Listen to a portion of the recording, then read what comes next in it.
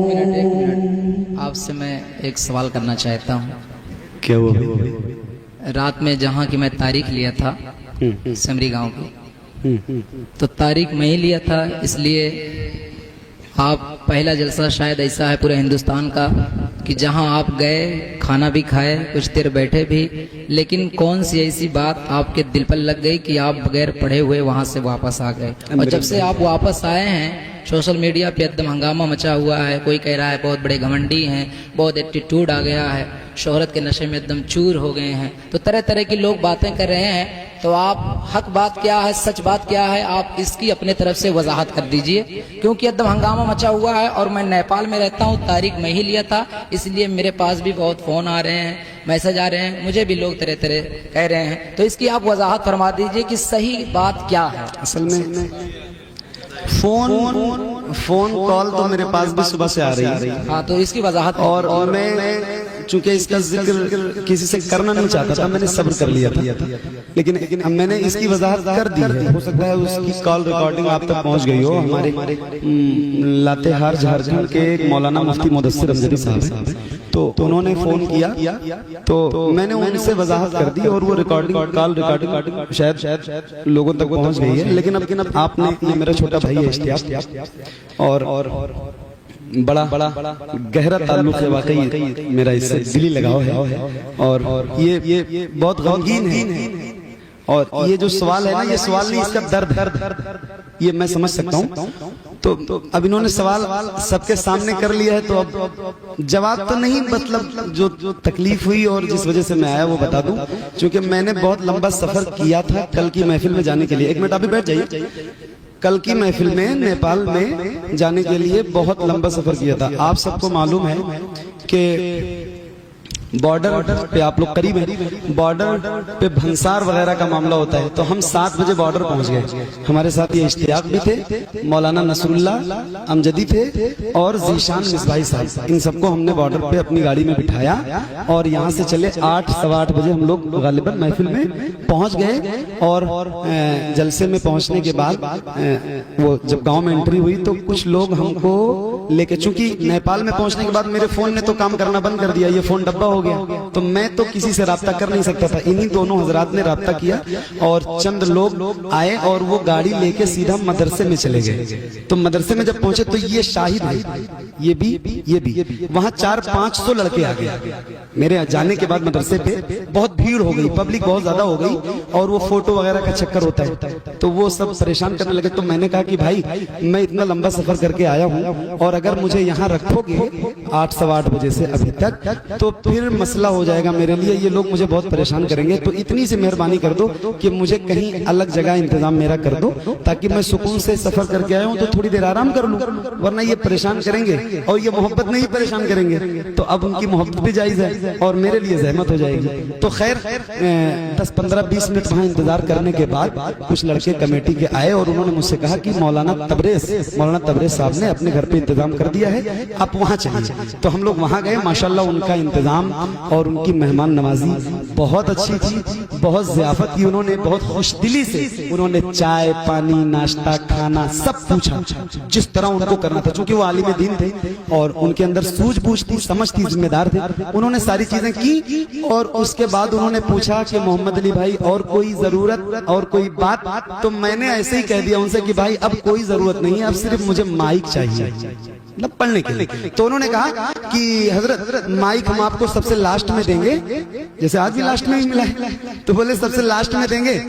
तो हमने कहा क्या मतलब? बोले गांव वालों का हमारे मशवरा है कि अगर आप अभी पढ़ लेंगे जल्दी तो हमारी पब्लिक चली जाएगी, जलसा खराब हो जाएगा। मैंने कहा ठीक है, किसकी तकरीरें होंगी? तो उन्होंने मौलाना वजहुल कमर साहब, इश्तियाक का नाम, और मौलाना फैजान जमाली साहब का, मुफ्ती रफीक खन्नापुरी साहब का, सबका नाम बताया कि इन सबकी तकरीर नातें हो जाएंगी, फिर आपको पढ़ना। मैंने कहा लगभग टाइम कितना होगा, नंबर कितने बजे मेरा आ जाएगा?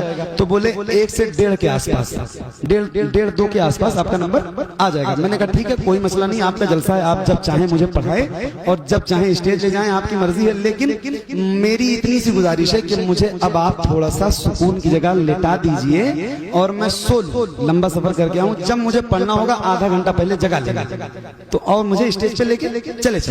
लगभग और दूसरी बात, उन्होंने माशाल्लाह बहुत अच्छा इंतजाम किया दूसरे कमरे में मेरा।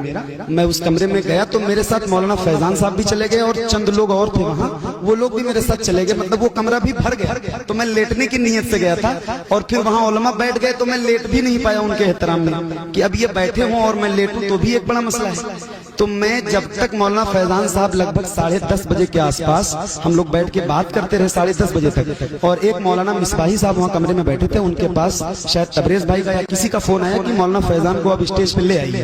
तो जब वो चले गए तो मैं, कमरा खाली हो गया, फिर मैं लेटा और जैसे लेटा लगभग 11:15 बजे चंद लड़के आए और बोले मोहम्मद अली भाई स्टेज पे चलना। अच्छा मौलाना, एक बात और जरूरी बताना समझता हूँ, मौलाना तबरेज साहब ने मुझसे ये कहा था जलसे में स्टेज पे जाते वक्त कि मोहम्मद अली भाई आप सोइए, अब जब आपको जाना होगा तो मैं ही आऊंगा लेने के लिए और जब मैं ले जाऊंगा तभी आपको जाना है।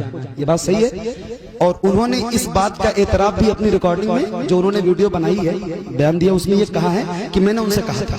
तो उन्होंने ये बात मुझसे कही थी। अब वो चंद लड़के आए और उन्होंने कहा मोहम्मद अली भाई चलना है। मैंने कहा, बोले स्टेज। मैंने कहा भाई अभी इश्तियाक ने न नात पढ़ी है, न मौलाना फैजान की तकरीर हुई है, न मुफ्ती रफीक साहब का बयान हुआ है, मुझे लास्ट में पढ़ना है, अभी काफी टाइम है, 11:15 बज रहे हैं, अभी क्या करोगे ले जाके, मुझे सो जाने दो। खैर वो चले।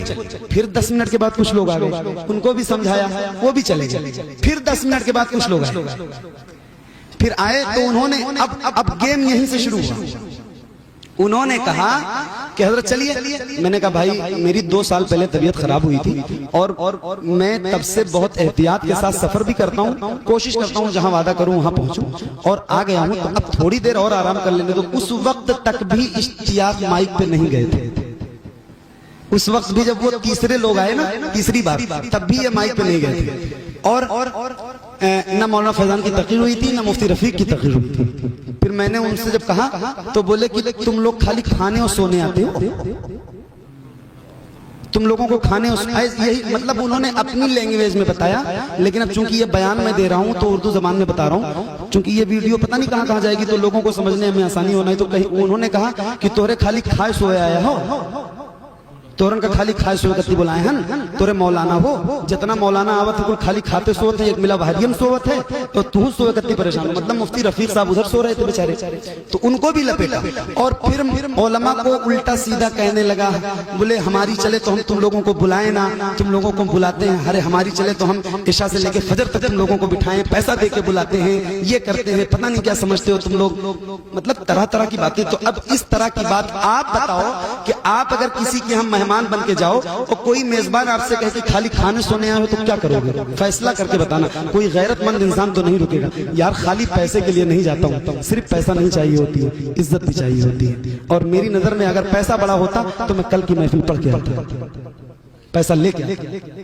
और इस बात का एतराफ मौलाना तबरेज साहब ने किया है कि मैंने उनसे कहा था कि जब मैं लेने जाऊंगा तब जाना। तो जब आपने ये बात कही थी तो वो 3 लोग कैसे आए? फिर उन्होंने कहा कि मुझे इल्म नहीं था। तो जब इल्म नहीं था तो आपने ये बयान कैसे किया माइक में कि 3-3 बार लोग उनको लेने गए और वो आए नहीं? यार ये भी तो हो सकता है कि वो लेने वाले कौन थे, मुझे क्या पता।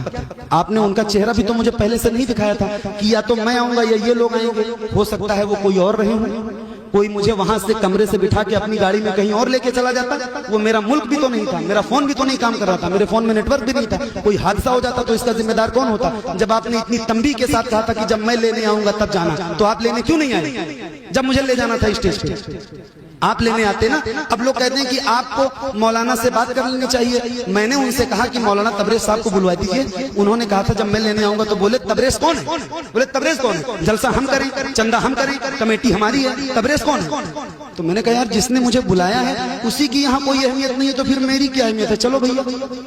फिर मैंने अपनी गाड़ी उठाई और मैं रुखसत हो गया। अब इसमें या तो मेरा घमंड हो या मेरा गुरूर हो, जैसा आप कहो, जैसी आपकी मर्जी हो वैसा कमेंट करने वाले कमेंट करते हैं, इससे फर्क नहीं पड़ता। मगर ये बात जान लो कि अगर मैं हिंदुस्तान से धनसार करवा के अपनी गाड़ी लेके फतेह मोहम्मद के साथ उस जलसे तक पहुंचा, वहां 2 घंटे 2.5 घंटे रुका, खाना खाया, नाश्ता किया, तो पढ़ने की गरज से ही गया था।